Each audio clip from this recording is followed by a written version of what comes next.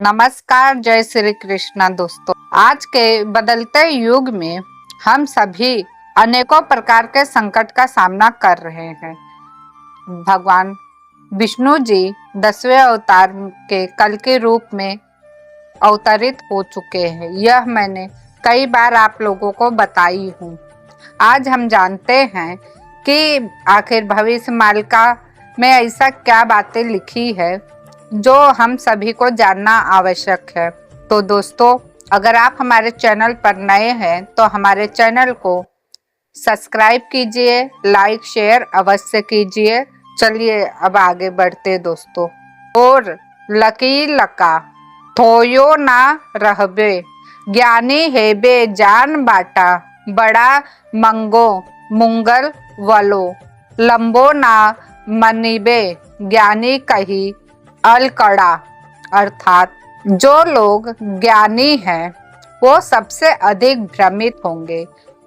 वो ज्ञान को ही सर्वस्व समझेंगे और ज्ञान को ही श्री भगवान के प्राप्ति का मुख्य मार्ग समझेंगे, परंतु वो यह नहीं समझ पाएंगे कि प्रभु की प्राप्ति केवल एक सरल मार्ग है। जो ईश्वर चाहते हैं केवल श्रद्धा भाव, ना कि चढ़ावे के मोहताज हैं। आजकल वर्तमान समय में हम सभी के सामने यह घटना सभी लोगों के सामने है। जैसे 100 में से केवल 10% लोग ही भगवान पर विश्वास कर पाते हैं, बाकी 90% लोग भगवान पर विश्वास नहीं करते। उन्हें लगता है कि हम ढेर सारा चढ़ावा चढ़ाएंगे तो भगवान हम पे प्रसन्न हो जाएंगे। उन मनुष्यों का केवल भ्रम मात्र है। भगवान केवल आप एक फूल रख दो, नहीं है फूल कुछ भी मत रखो। आपकी अगर श्रद्धा है, विश्वास है कि भगवान आपके साथ है, तो भगवान आप लोगों का हाथ कभी नहीं छोड़ेंगे, क्योंकि विश्वास से हर चीज पाया जा सकता है, यहाँ तक कि ईश्वर को भी। जिस प्रकार मीराबाई ने भगवान पर विश्वास करके उन्होंने श्री कृष्ण को पा लिया था, उसी प्रकार हम सभी अगर विश्वास करें तो हम भी प्रभु को पा सकते हैं। केवल मन में श्रद्धा भक्ति भाव विश्वास होना, और हाँ, लोगों के प्रति प्रेम भावना अवश्य होना चाहिए। लोगों का अहित नहीं करना चाहिए। जैसे चाहे जानवर हो चाहे इंसान हो, अपने अंदर करुणा भाव प्रेम का रखिए, ईश्वर अवश्य प्रसन्न होंगे। तो यह बातें भविष्य मालिका में साफ शब्दों में लिखी हुई है। अब जानते हैं कि जब उड़ीसा में चीन, रूस और 13 मुस्लिम देश सेना मिलकर जगन्नाथपुरी पर हमला करेंगी, तब हजारों किसान अपने बैलगाड़ियों को लेकर रास्ते में जाम करेंगे, जिससे चीन की सेना जगन्नाथ मंदिर के अंदर जा नहीं पाएगी। कुछ भक्त मंदिर का फाटक भीतर से बंद करके रखेंगे। 3 दिन के बाद अंधाधुंध बमबारी से सारे भक्त मारे जाएंगे। उन्हें भगवान अपना नित्य धाम प्रदान करेंगे। इसके बाद जगन्नाथ मंदिर के अंदर चीन सेना घुस जाएगी।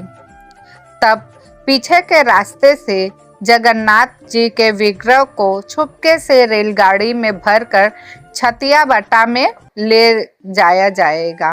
इधर रूस की सेना कोकाड़ मंदिर को चुंबक को लाकर उस चुंबक से नील चक्र को उजाड़कर समुद्र के रास्ते से लेकर भाग जाएगी। कुछ सैनिक मुस्लिम के साथ मिलकर जगन्नाथ मंदिर के सिंह द्वार के जगन्नाथ विग्रह को जला देंगे और कल्प वृक्ष को काट देंगे और एक हरकत जगन्नाथ जी की विग्रह के साथ चीनी मुस्लिम देश सैनिक गौमांस का भोग लगाएंगे जगन्नाथ जी को। फिर वो सैनिक वहां मारे जाएंगे। इसका अर्थ यही है आज भी वही हो रहा है कि हिंदुओं के मंदिरों में गौ का मांस चढ़ाया जा रहा है, मांस फेंका जा रहा है। और ऐसे ही जगन्नाथ जी के साथ मुस्लिम देश मिलकर करेगी। उसी समय अगर जब ये घटना घटित होगी वो सारे सैनिक मारे जाएंगे और ठीक उसी समय सुनामी आएगी, याद रखिएगा आप सभी। उधर 96,000 सैनिक कटक शहर में डेरा जमाकर रहेंगे। फिर जब पता चलेगा जगन्नाथ जी छटिया बट में है, फिर वह छटिया बट में हमला करेंगे और भीषण युद्ध होगा। उधर उत्तर भारत में मुस्लिम देश की सेना चीन की सेना के साथ मिलकर भयंकर नरसंहार करेगी, अर्थात मनुष्यों को इतना काट मार करेंगी कि हर जगह केवल रक्त की धारा ही दिखेगी। दोस्तों, यह सुन के भी रोंगटे खड़े हो जाते हैं। जब यह मंजर आएगा तो क्या आप सबको लगता है बहुत भयावह दृश्य होगा। यह जगन्नाथ जी जो बताए हैं संत अच्युतानंद दास जी के माध्यम से, वह सत्य होगी। क्योंकि अभी तक जब जितनी भी बातें मैंने बताई हैं भविष्यमालिका की, वह आज वर्तमान समय में हमें देखने को मिल ही रहा है। एक तरफ से चीन, रूस, पाकिस्तान ये सब युद्ध कर रहे, इराक युद्ध कर रहा है। एक तरफ बाढ़, सुनामी, तूफान, हर एक चीज हो रही है। अनेकों प्रकार के रेलगाड़ियों का एक्सीडेंट हो रहा है। अनावश्यक इंसान मारे जा रहे हैं। क्यों? क्योंकि जब धरती पर पाप अधिक बढ़ जाता है तब इस धरती का पाप के बोझ को कम करने के लिए श्री प्रभु अपनी लीला शुरू करते हैं और वह लीला एक दूसरे मनुष्य के हाथों ही होगा।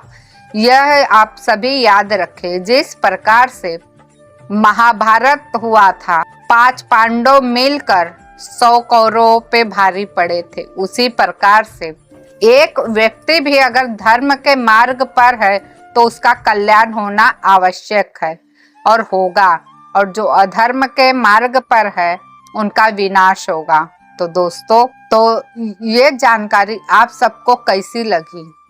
अगर अच्छी लगी है तो आप हमारे चैनल को लाइक, शेयर, सब्सक्राइब अवश्य कीजिए। फिर मिलूंगी ऐसे ही जानकारी के साथ नई वीडियो में। तब तक के लिए धन्यवाद। जय श्री कृष्णा, जय जगन्नाथ।